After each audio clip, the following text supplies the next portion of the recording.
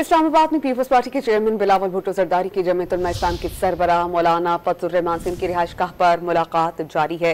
दोनों रहनुमाओं में मुजव्वज़ा आईनी तरमीम के हवाले से मुशावरत जारी है। इस पर हम बात करते हैं डॉन न्यूज़ के रिपोर्टर इरफान सदो से। इरफान, बताइएगा वफूद में कौन कौन शामिल है और बातचीत क्या हो रही है?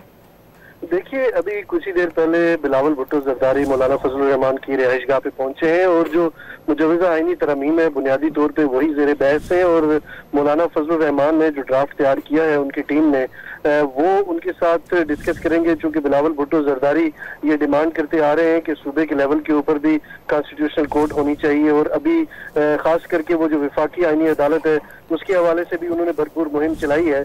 उन्होंने इसके हवाले से मजीद डिटेल्स भी आज शेयर की हैं। जो पार्लियामेंट की खसूसी कमेटी का इजलास हुआ उसमें मौलाना फजलुर रहमान भी थे, तो कुछ चीजों के ऊपर मौलाना फजलुर रहमान को अभी भी तहफ़्फ़ुज़ात हैं और पाकिस्तान पीपल्स पार्टी के जो रहनुमा है बिलावल भुट्टो जरदारी जो पार्टी को लीड कर रहे हैं इस वक्त, वो खुद जो मौलाना फजलुर रहमान के घर गए और उन्हें कायल करने की कोशिश कर रहे हैं।